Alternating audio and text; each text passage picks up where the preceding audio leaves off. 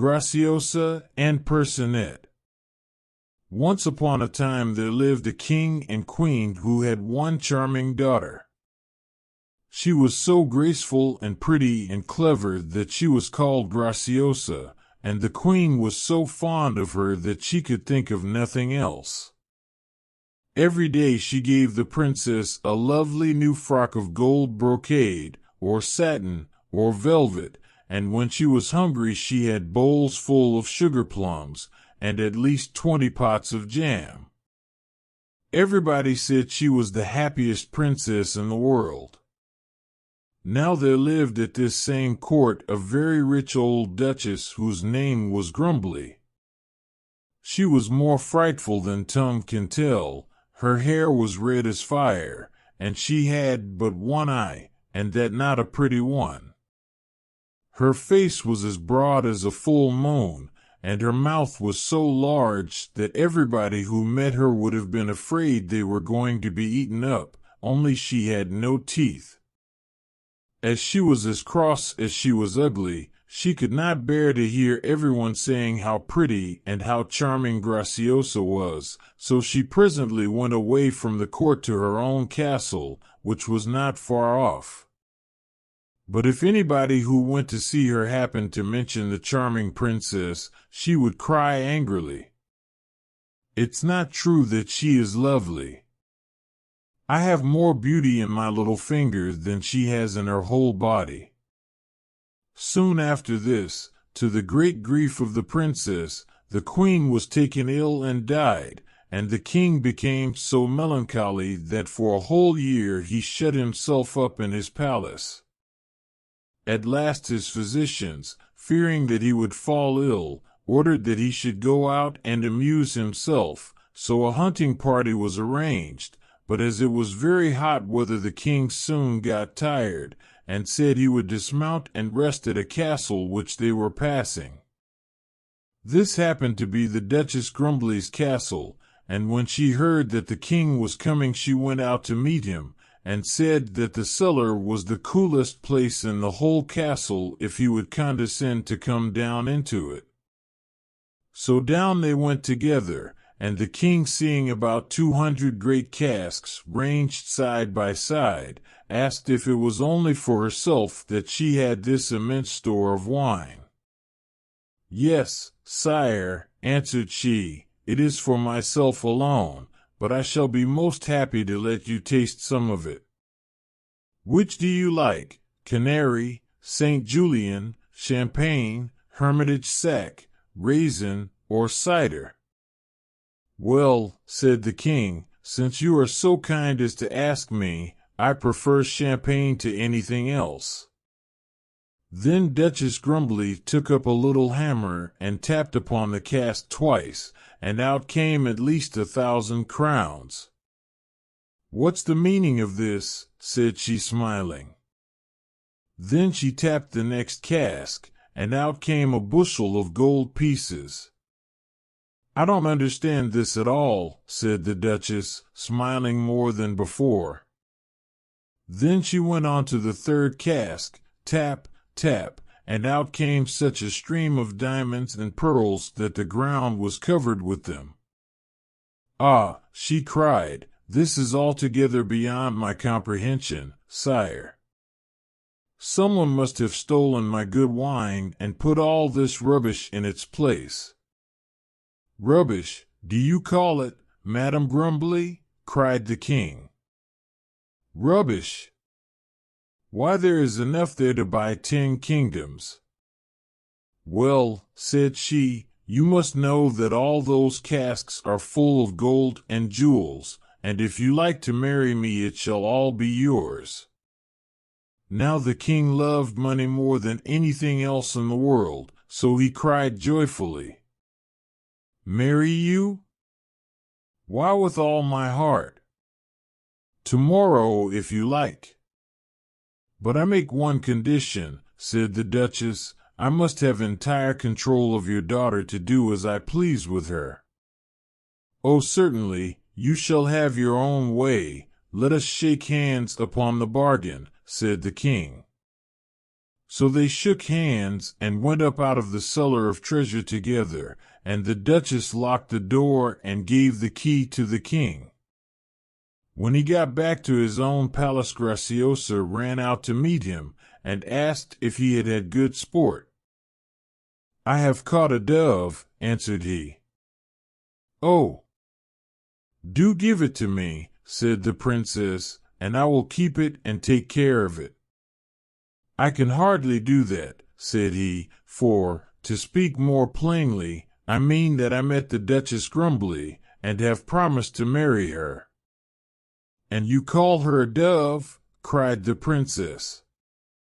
"I should have called her a screech owl." "Hold your tongue," said the king, very crossly. "I intend you to behave prettily to her. So now go and make yourself fit to be seen, as I am going to take you to visit her." So the princess went very sorrowfully to her own room, and her nurse, seeing her tears, asked what was vexing her. "Alas!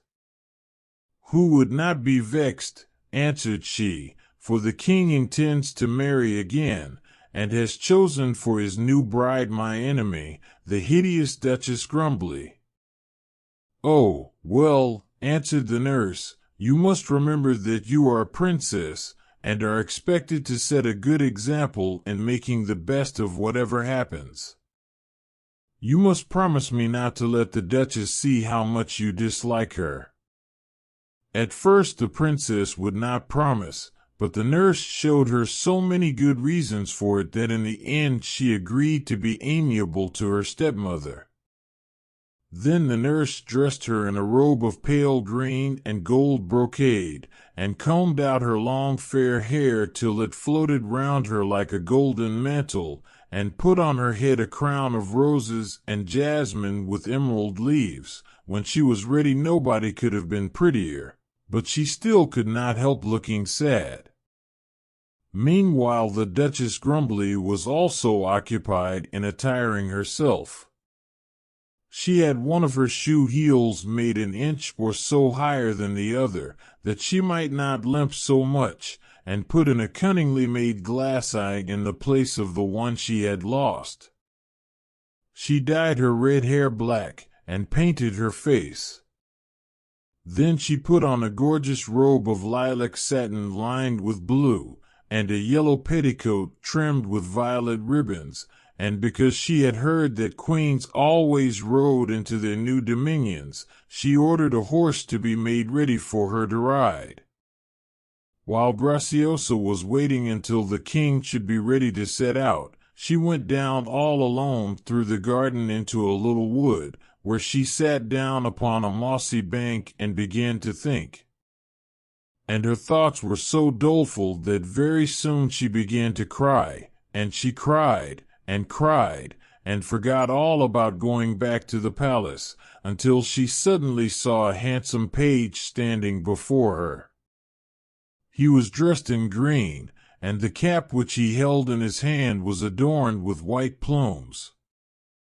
When Graciosa looked at him, he went down on one knee, and said to her, "Princess, the king awaits you." The princess was surprised, and, if the truth must be told, very much delighted at the appearance of this charming page, whom she could not remember to have seen before. "Thinking you might belong to the household of the Duchess," she said, "how long have you been one of the king's pages?" "I am not in the service of the king, madam," answered he, "but in yours." "In mine?" said the princess with great surprise. "Then how is it that I have never seen you before?" "Ah, princess," said he, "I have never before dared to present myself to you, but now the king's marriage threatens you with so many dangers that I have resolved to tell you at once how much I love you already, and I trust that in time I may win your regard. I am Prince Percinet, of whose riches you may have heard, and whose fairy gift will, I hope, be of use to you in all your difficulties, if you will permit me to accompany you under this disguise." "Ah, Percinet," cried the princess, "is it really you? I have so often heard of you and wished to see you. If you will indeed be my friend, I shall not be afraid of that wicked old duchess any more." So they went back to the palace together, and their Graciosa found a beautiful horse which Percinet had brought for her to ride. As it was very spirited, he led it by the bridle, and this arrangement enabled him to turn and look at the princess often, which he did not fail to do. Indeed, she was so pretty that it was a real pleasure to look at her. When the horse which the Duchess was to ride appeared beside Graciosa's, it looked no better than an old cart horse, and as to their trappings, there was simply no comparison between them, as the princess's saddle and bridle were one glittering mass of diamonds. The king had so many other things to think of that he did not notice this, but all his courtiers were entirely taken up with admiring the princess and her charming page in green, who was more handsome and distinguished looking than all the rest of the court put together. When they met the Duchess Grumbly, she was seated in an open carriage, trying in vain to look dignified. The king and the princess saluted her, and her horse was brought forward for her to mount.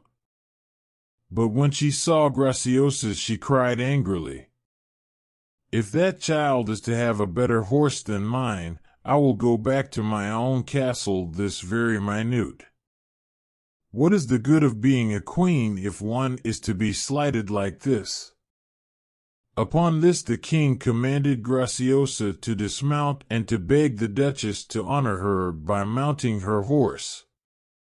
The princess obeyed in silence, and the Duchess, without looking at her or thanking her, scrambled up upon the beautiful horse, where she sat looking like a bundle of clothes, and 8 officers had to hold her up for fear she should fall off. Even then she was not satisfied, and was still grumbling and muttering, so they asked her what was the matter. "I wish that page in green to come and lead the horse, as he did when Graciosa rode it," said she very sharply. And the king ordered the page to come and lead the queen's horse. Percinet and the princess looked at one another, but said never a word, and then he did as the king commanded, and the procession started in great pomp. The Duchess was greatly elated, and as she sat there in state would not have wished to change places even with Graciosa. But at the moment when it was least expected, the beautiful horse began to plunge and rear and kick, and finally to run away at such a pace that it was impossible to stop him. At first the Duchess clung to the saddle, but she was very soon thrown off and fell in a heap among the stones and thorns, and there they found her, shaken to a jelly, and collected what was left of her as if she had been a broken glass. Her bonnet was here and her shoes there, her face was scratched, and her fine clothes were covered with mud. Never was a bride seen in such a dismal plight.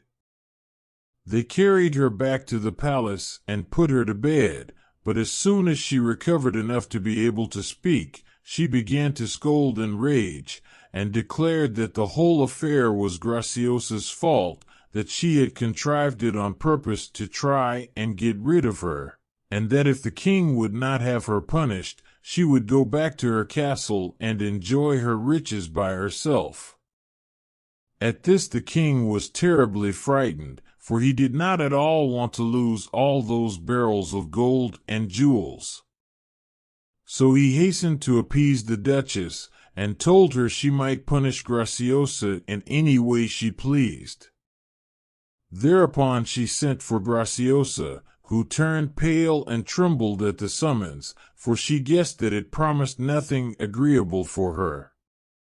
She looked all about for Percinet, But he was nowhere to be seen, so she had no choice but to go to the Duchess Grumbly's room. She had hardly got inside the door when she was seized by 4 waiting women, who looked so tall and strong and cruel that the princess shuddered at the sight of them, and still more when she saw them arming themselves with great bundles of rods, and heard the Duchess call out to them from her bed to beat the princess without mercy. Poor Graciosa wished miserably that Percinet could only know what was happening and come to rescue her. But no sooner did they begin to beat her than she found, to her great relief, that the rods had changed to bundles of peacock's feathers, and though the Duchess's women went on till they were so tired that they could no longer raise their arms from their sides, yet she was not hurt in the least. However, the Duchess thought she must be black and blue after such a beating, so Graciosa, when she was released, pretended to feel very bad, and went away into her own room, where she told her nurse all that had happened, and then the nurse left her, and when the princess turned round there stood Percinet beside her.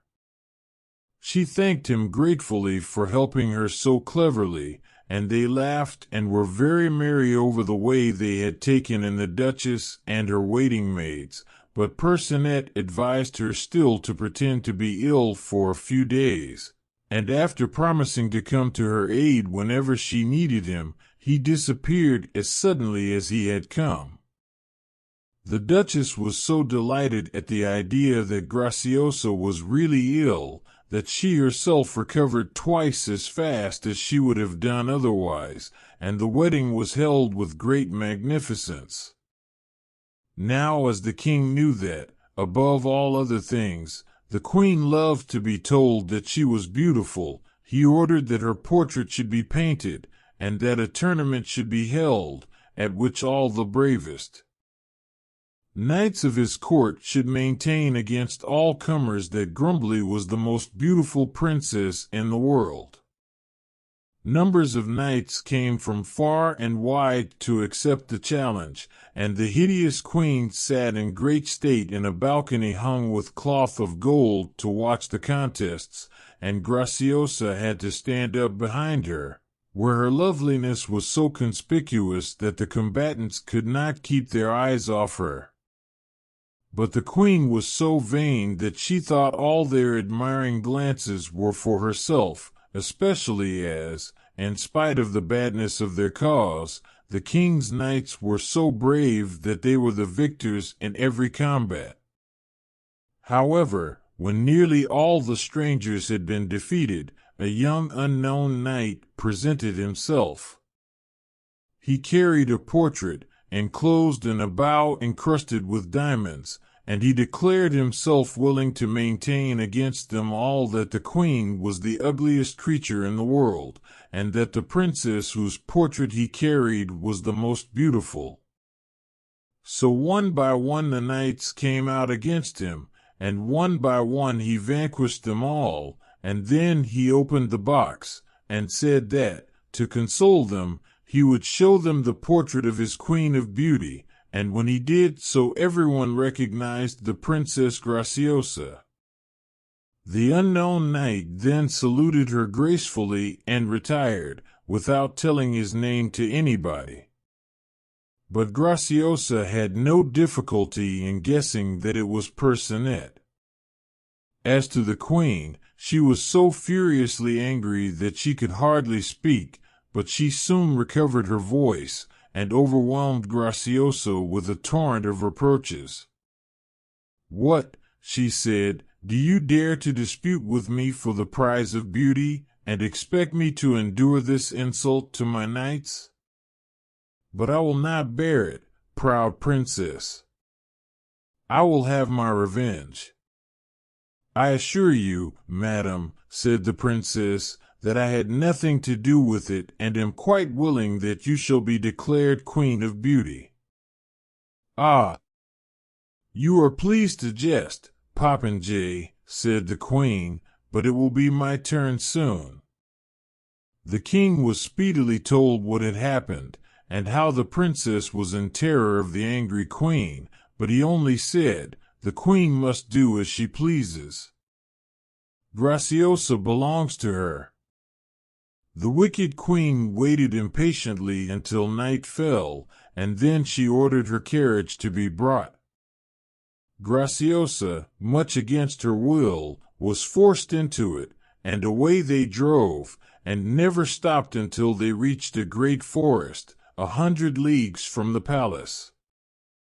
This forest was so gloomy, and so full of lions, tigers, bears, and wolves, that nobody dared pass through it even by daylight, and here they set down the unhappy princess in the middle of the black night, and left her in spite of all her tears and entreaties. The princess stood quite still at first from sheer bewilderment, but when the last sound of the retreating carriages died away in the distance, she began to run aimlessly hither and thither, sometimes knocking herself against a tree, sometimes tripping over a stone, fearing every minute that she would be eaten up by the lions. Presently she was too tired to advance another step, so she threw herself down upon the ground and cried miserably, "Oh, Percinet! Where are you? Have you forgotten me altogether?" She had hardly spoken when all the forest was lighted up with a sudden glow. Every tree seemed to be sending out a soft radiance, which was clearer than moonlight and softer than daylight, and at the end of a long avenue of trees opposite to her the princess saw a palace of clear crystal which blazed like the sun. At that moment a slight sound behind her made her start round, and there stood Percinet himself. "Did I frighten you, my princess?" said he. "I come to bid you welcome to our fairy palace, in the name of the queen, my mother, who is prepared to love you as much as I do." The princess joyfully mounted with him into a little sledge, drawn by 2 stags, which bounded off and drew them swiftly to the wonderful palace, where the queen received her with the greatest kindness, and a splendid banquet was served at once. Graciosa was so happy to have found Percinet, and to have escaped from the gloomy forest and all its terrors, that she was very hungry and very merry, and they were a gay party. After supper they went into another lovely room, where the crystal walls were covered with pictures, and the princess saw with great surprise that her own history was represented, even down to the moment when Percinet found her in the forest. "Your painters must indeed be diligent," she said, pointing out the last picture to the prince.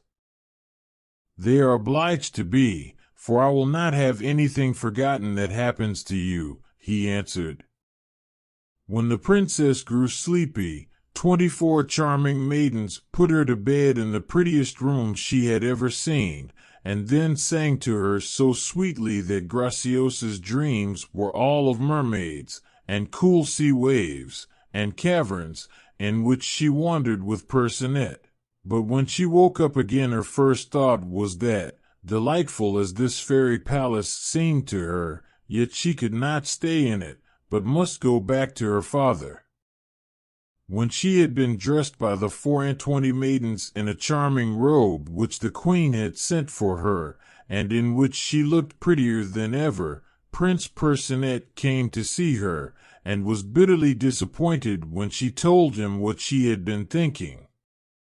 He begged her to consider again how unhappy the wicked queen would make her, and how, if she would but marry him, all the fairy palace would be hers, and his one thought would be to please her.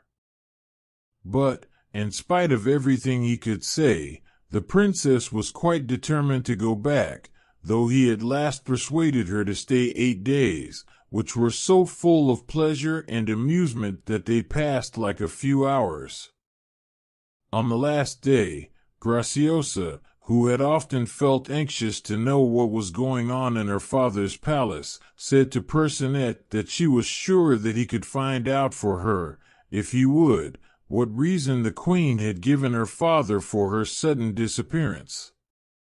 Percinet at first offered to send his courier to find out, but the princess said, "Oh, isn't there a quicker way of knowing than that?" "Very well," said Percinet, "you shall see for yourself." So up they went together to the top of a very high tower, which, like the rest of the castle, was built entirely of rock crystal. There the prince held Graciosa's hand in his, and made her put the tip of her little finger into her mouth, and look towards the town, and immediately she saw the wicked queen go to the king, and heard her say to him, "That miserable princess is dead, and no great loss either. I have ordered that she shall be buried at once." And then the princess saw how she dressed up a log of wood and had it buried, and how the old king cried, and all the people murmured that the queen had killed Graciosa with her cruelties, and that she ought to have her head cut off. When the princess saw that the king was so sorry for her pretended death that he could neither eat nor drink, she cried, "Ah, Percinet! Take me back quickly if you love me." And so, though he did not want to at all, he was obliged to promise that he would let her go. "You may not regret me, princess," he said sadly, "for I fear that you do not love me well enough, but I foresee that you will more than once regret that you left this fairy palace where we have been so happy." But, in spite of all he could say, she bade farewell to the queen, his mother, and prepared to set out, so Percinet, very unwillingly, brought the little sledge with the stags, and she mounted beside him. But they had hardly gone 20 yards when a tremendous noise behind her made Graciosa look back, and she saw the palace of crystal fly into a million splinters, like the spray of a fountain, and vanish. "Oh, Percinet," she cried, "what has happened?" "The palace is gone." "Yes," he answered, "my palace is a thing of the past. You will see it again, but not until after you have been buried." "Now you are angry with me," said Graciosa in her most coaxing voice, "though after all I am more to be pitied than you are." When they got near the palace, the prince made the sledge and themselves invisible, so the princess got in unobserved, and ran up to the great hall where the king was sitting all by himself. At first he was very much startled by Graciosa's sudden appearance, but she told him how the queen had left her out in the forest, and how she had caused the log of wood to be buried.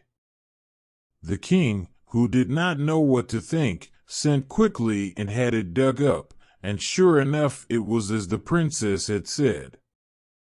Then he caressed Graciosa, and made her sit down to supper with him, and they were as happy as possible. But someone had by this time told the wicked queen that Graciosa had come back, and was at supper with the king, and then she flew in a terrible fury. The poor old king quite trembled before her, and when she declared that Graciosa was not the princess at all, but a wicked impostor, and that if the king did not give her up at once she would go back to her own castle and never see him again, he had not a word to say, and really seemed to believe that it was not Graciosa after all. So the queen in great triumph sent for her waiting women. Happy princess away, and shut her up in a garret. They took away all her jewels and her pretty dress, and gave her a rough cotton frock, wooden shoes, and a little cloth cap. There was some straw in a corner, which was all she had for a bed, and they gave her a very little bit of black bread to eat. In this miserable plight Graciosa did indeed regret the fairy palace, and she would have called Percinet to her aid, only she felt sure he was still vexed with her for leaving him, and thought that she could not expect him to come. Meanwhile the queen had sent for an old fairy, as malicious as herself, and said to her, "You must find me some task for this fine princess which she cannot possibly do, for I mean to punish her, and if she does not do what I order, she will not be able to say that I am unjust." So the old fairy said she would think it over, and come again the next day. When she returned she brought with her a skein of thread, 3 times as big as herself. It was so fine that a breath of air would break it, and so tangled that it was impossible to see the beginning or the end of it. The queen sent for Graciosa, and said to her, "Do you see this skein? Set your clumsy fingers to work upon it, for I must have it disentangled by sunset, and if you break a single thread it will be the worse for you." So saying she left her, locking the door behind her with 3 keys. The princess stood dismayed at the sight of the terrible skein. If she did but turn it over to see where to begin, she broke 1,000 threads, and not one could she disentangle. At last she threw it into the middle of the floor, crying, "Oh, Percinet! This fatal skein will be the death of me if you will not forgive me and help me once more." And immediately in came Percinet as easily as if he had all the keys in his own possession. "Here I am, princess, as much as ever at your service," said he, "though really you are not very kind to me." Then he just stroked the skein with his wand, and all the broken threads joined themselves together, and the whole skein wound itself smoothly off in the most surprising manner, and the prince, turning to Graciosa, asked if there was nothing else that she wished him to do for her, and if the time would never come when she would wish for him for his own sake. "Don't be vexed with me, Percinet," she said. "I am unhappy enough without that." "But why should you be unhappy, my princess?" cried he. "Only come with me, and we shall be as happy as the day is long together." "But suppose you get tired of me," said Graciosa. The prince was so grieved at this want of confidence that he left her without another word. The wicked queen was in such a hurry to punish Graciosa that she thought the sun would never set, and indeed it was before the appointed time that she came with her 4 fairies, and as she fitted the 3 keys into the lock she said, "I'll venture to say that the idle minx has not done anything at all. She prefers to sit with her hands before her to keep them white." But, as soon as she entered, Graciosa presented her with the ball of thread in perfect order, so that she had no fault to find, and could only pretend to discover that it was soiled, for which imaginary fault she gave Graciosa a blow on each cheek, that made her white and pink skin turn green and yellow. And then she sent her back to be locked into the garret once more. Then the queen sent for the fairy again and scolded her furiously. "Don't make such a mistake again. Find me something that it will be quite impossible for her to do," she said. So the next day the fairy appeared with a huge barrel full of the feathers of all sorts of birds. There were nightingales, canaries, goldfinches, linnets, tomtits, parrots, owls, sparrows, doves, ostriches, bustards, peacocks, larks, partridges, and everything else that you can think of. These feathers were all mixed up in such confusion that the birds themselves could not have chosen out their own. "Here," said the fairy, is a little task which it will take all your prisoner's skill and patience to accomplish. Tell her to pick out and lay in a separate heap the feathers of each bird. She would need to be a fairy to do it." The queen was more than delighted at the thought of the despair this task would cause the princess. She sent for her, and with the same threats as before locked her up with the 3 keys, ordering that all the feathers should be sorted by sunset. Graciosa set to work at once, but before she had taken out a dozen feathers she found that it was perfectly impossible to know one from another.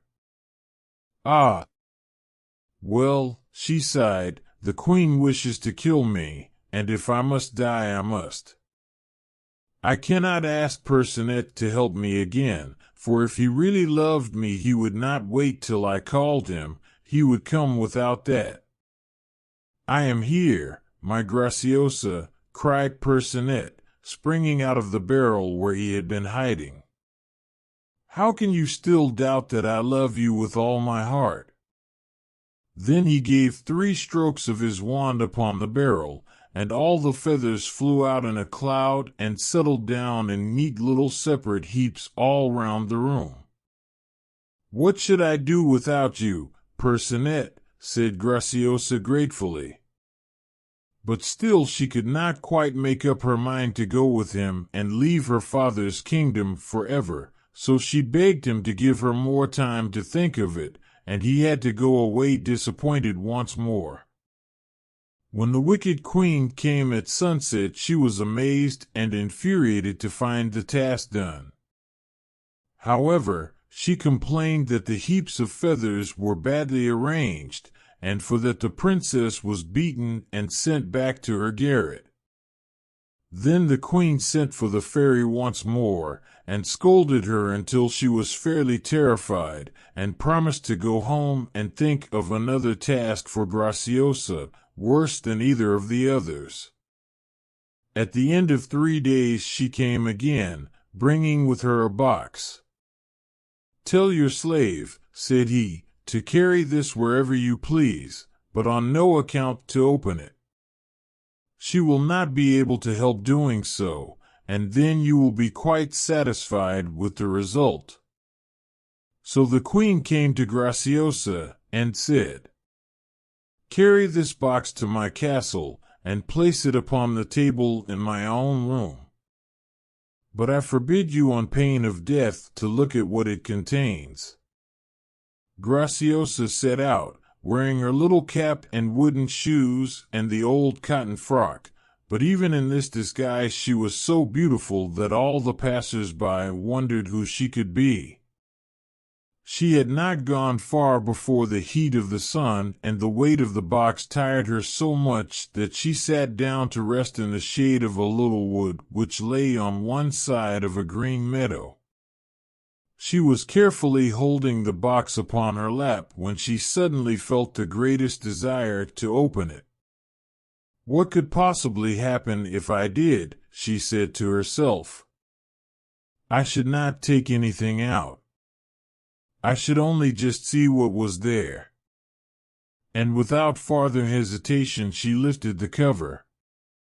Instantly out came swarms of little men and women, no taller than her finger, and scattered themselves all over the meadow, singing and dancing, and playing the merriest games, so that at first Graciosa was delighted and watched them with much amusement. But presently, when she was rested and wished to go on her way, she found that, do what she would, she could not get them back into their box. If she chased them in the meadow, they fled into the wood, and if she pursued them into the wood, they dodged round trees and behind sprigs of moss, and with peals of elfin laughter scampered back again into the meadow. At last, weary and terrified, she sat down and cried. "It is my own fault," she said sadly.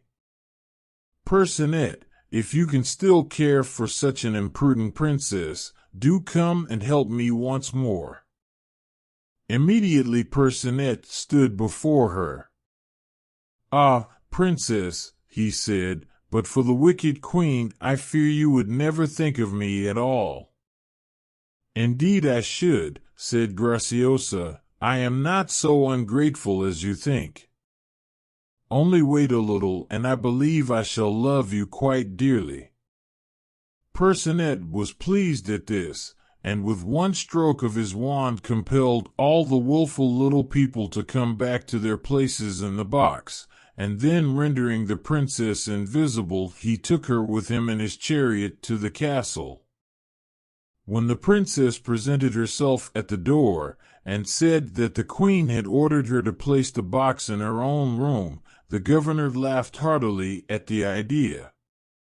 "No, no, my little shepherdess," said he, "that is not the place for you. No wooden shoes have ever been over that floor yet." Then Graciosa begged him to give her a written message telling the queen that he had refused to admit her. This he did, and she went back to Percinet, who was waiting for her, and they set out together for the palace. You may imagine that they did not go the shortest way, but the princess did not find it too long, and before they parted she had promised that if the queen was still cruel to her, and tried again to play her any spiteful trick, she would leave her and come to Percinet forever. When the queen saw her returning, she fell upon the fairy, whom she had kept with her, and pulled her hair, and scratched her face, and would really have killed her if a fairy could be killed. And when the princess presented the letter and the box, she threw them both upon the fire without opening them, and looked very much as if she would like to throw the princess after them. However, what she really did do was to have a great hole as deep as a well dug in her garden, and the top of it covered with a flat stone. Then she went and walked near it, and said to Graciosa and all her ladies who were with her, "I am told that a great treasure lies under that stone. Let us see if we can lift it." So they all began to push and pull at it, and Graciosa among the others, which was just what the queen wanted, for as soon as the stone was lifted high enough, she gave the princess a push which sent her down to the bottom of the well, and then the stone was let fall again, and there she was a prisoner. Graciosa felt that now indeed she was hopelessly lost. Surely not even Percinet could find her in the heart of the earth. "This is like being buried alive," she said with a shudder. "Oh, Percinet! If you only knew how I am suffering for my want of trust in you. But how could I be sure that you would not be like other men and tire of me from the moment you were sure I loved you?" As she spoke, she suddenly saw a little door open, and the sunshine blazed into the dismal well. Graciosa did not hesitate an instant, but passed through into a charming garden. Flowers and fruit grew on every side, fountains plashed, and birds sang in the branches overhead, and when she reached a great avenue of trees and looked up to see where it would lead her, she found herself close to the palace of crystal. Yes, there was no mistaking it, and the queen and Percinet were coming to meet her. "Ah, princess," said the queen, "don't keep this poor Percinet in suspense any longer. You little guess the anxiety he has suffered while you were in the power of that miserable queen." The princess kissed her gratefully, and promised to do as she wished in everything, and holding out her hand to Percinet, with a smile, she said, "Do you remember telling me that I should not see your palace again until I had been buried? I wonder if you guessed then that, when that happened, I should tell you that I love you with all my heart, and will marry you whenever you like." Prince Percinet joyfully took the hand that was given him, and, for fear the princess should change her mind, The wedding was held at once with the greatest splendor, and Graciosa and Percinet lived happily ever after.